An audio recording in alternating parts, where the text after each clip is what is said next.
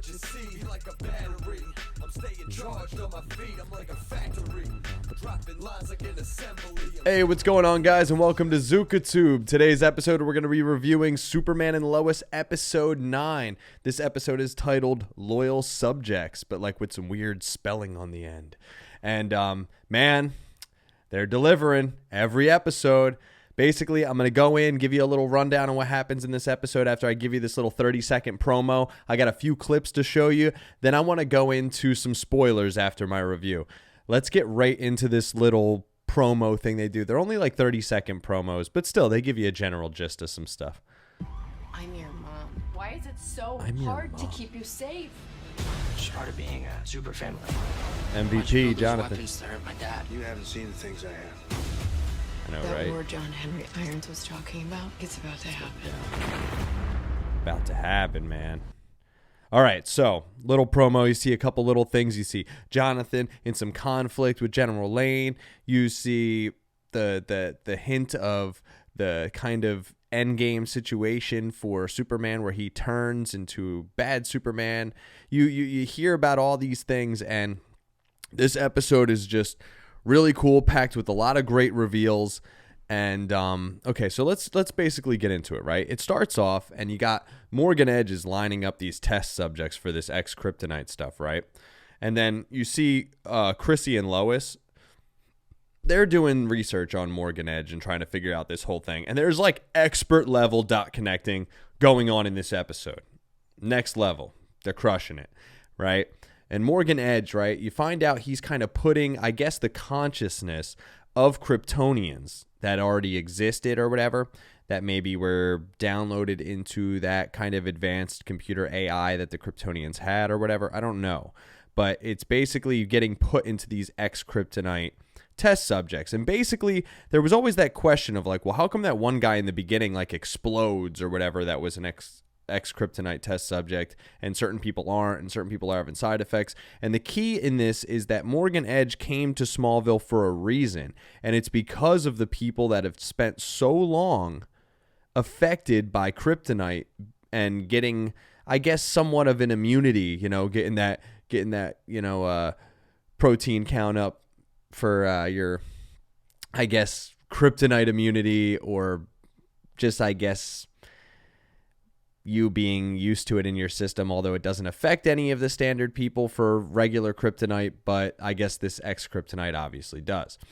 Okay, so then you get to this right scene where Superman stops a bank robbery, but like my man is feeling weird, and the effects of the kryptonite gas that was used on him are kind of starting to have some little side effects and little lasting effects here and there. And you're starting to see that, and you're going to also see that with Jordan in this episode as well. I'm going to play this kind of bank robber clip. It's pretty cool, great, just good stuff all around, and you get a good idea of what the effects of the kryptonite gas is doing to Superman. See you, Clark. You too. Was that Emily? I don't trust that broad. She bad news, dude. She bad news. I love the way he hears certain things, like trigger sounds, and it gets him. Hey, he just flies to Mexico. No big deal. Uh-oh. Everybody got their face masks on. Oh, man. That's going to be everybody bank robbing with face masks on now. He's feeling weird. Bam. Look at him. Just pushing these people. I'm going to push him. I'm a push him. If anybody remembers the John Mulaney skit. Look at him. Just epic stuff. Just like he's just flicking his fingers and these people are flying off the thing. And you could tell, like, uh-oh, it's shit's hitting him. Oh, that heartburn. Oh, man, them tacos. And he actually falls over and kind of, like, passes out. You don't see any blood or any bullet holes. Like, they're still bouncing right off of him. So there is that. But, like, look at that. He's just shooting him point blank and ain't doing nothing. Now, I was surprised one of them didn't bounce off and kill the guy or any of the other bystanders. But, you know, that's just a little nitpicky right there. I would have liked to have seen him die from his own bullet. Oh, my dude is up. He's ready to fuck shit up.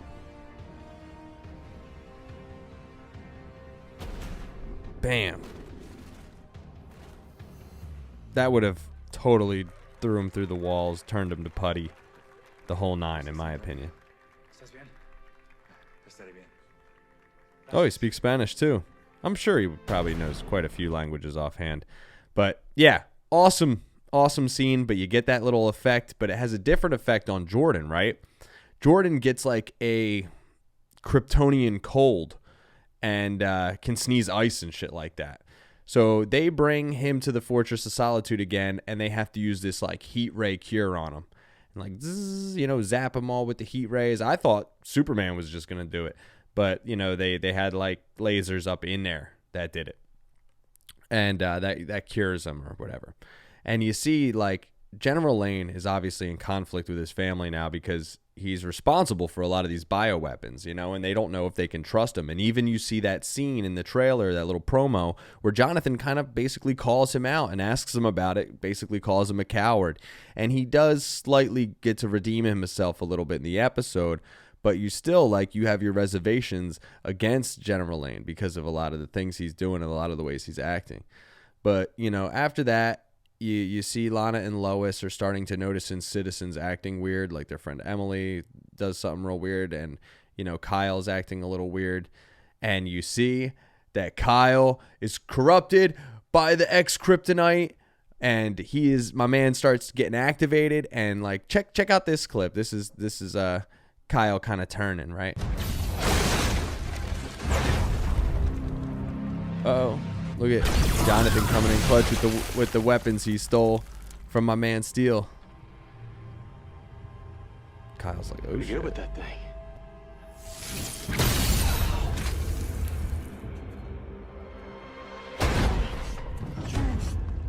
I'm not just gonna kill you, Lois. He wanted you to suffer first. Oh!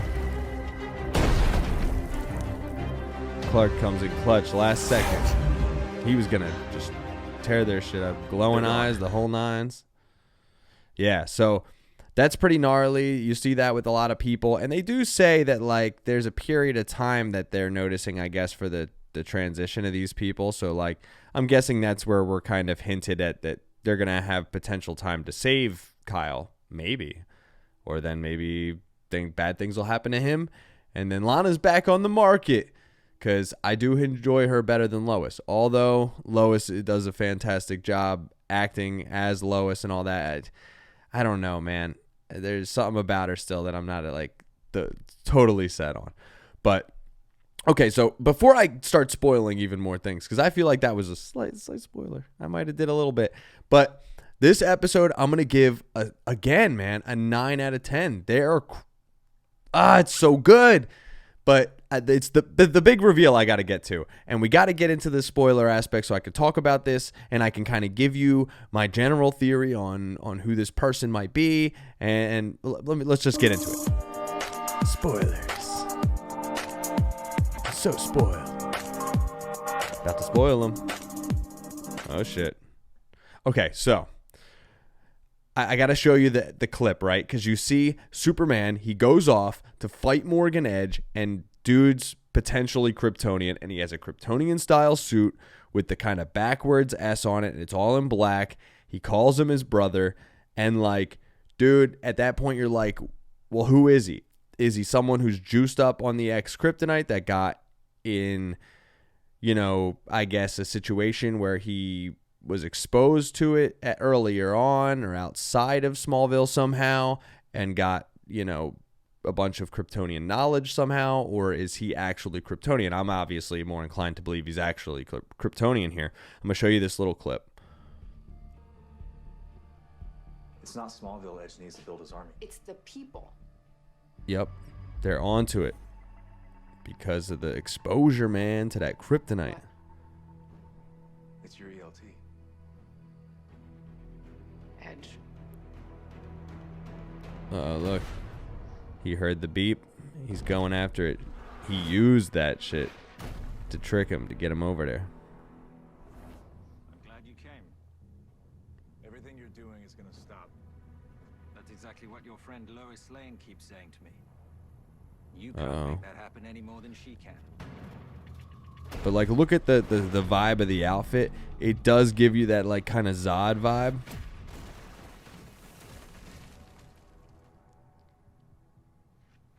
But he does call him brother, and that's where it throws me off. I don't know if he means brother by like creed or by actual like being related to him. I think it's time you learned the truth about who I am and where I'm really from. Oh shit. Brother. Okay, so I honestly potentially think that it's the character Hell, or like H''EL, how, or HL, you know, you say it like you're about to hiccup or something.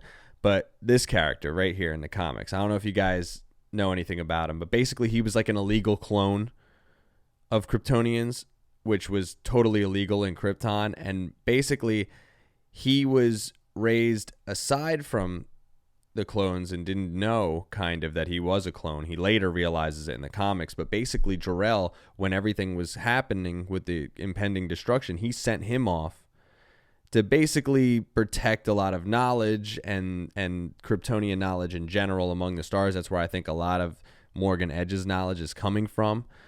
And basically he watches over Superman and all that stuff, and survived a bunch of different, you know, crazy fights and battles, and he's almost stronger than Superman in many ways, and he considers himself the real son of Jor-El. And they had a whole comic run called Hell on Earth, basically around his character. I think he first appeared, though, it was in Supergirl, but I kind of got the vibe, like, look at the backwards S, and like look at the way they did his kind of, you know, it's interesting, man. Like it's upside down basically, and like sideways with his character in this or something, the way they have it drawn in there. But that's what I think. I think it's his character. I don't know how they're going to play that, like, because he technically gets to Earth like decades after Superman. So I don't know if that's why Morgan Edge is just appearing and all now, and he's kind of on the scenes in a big way now, because somebody with that much knowledge and resource and power, you know, they can do things and make moves quick.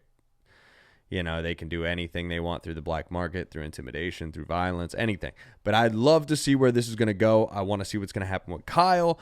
I want to see Jordan's power start to develop more. I obviously want Jonathan to get powers, because fuck, man, he's like one of the coolest characters, and he ain't even powered. They just write him very well. You know, you're always rooting for him, I feel like, when you watch this show. But once again, watch this goddamn show. I'm going to give it a 9 out of 10. It's just superb stuff that they're doing, and it's such a shame. Like, we got preview that they got Batwing coming to Batwoman, which is a garbage show, and they did such garbage writing for his character. And now all of a sudden they're like, okay, well, that was a really bad run with that part of his character. What can we do? Oh, let's just dance the Batwing character in front of everybody like a puppet and hope that appeases them enough to get them to watch this show. Because, like, I don't know what they're doing with these shows, but, man, they need to learn something from the direction of this show. This show is just spectacular. The best first season so far of any CW show. I don't care what anybody says. 9 out of 10 for this episode. ZukaTube out. Like a battery. I'm staying charged on my feet. I'm like a factory. Dropping lines like an assembly. I'm staying on point. It's my strategy. Feel like they're tracking me. Yo, let me get on one. Nah, go get your tracks up. Homie, can I steal some? Homie, you can't stack up. My brother, can you shout me? You're barking up the wrong tree. My dog, why do you doubt me? Cause you can't do shit without me. Real at the radio and never play it, but that's cool. The enemy's supposed to hate it.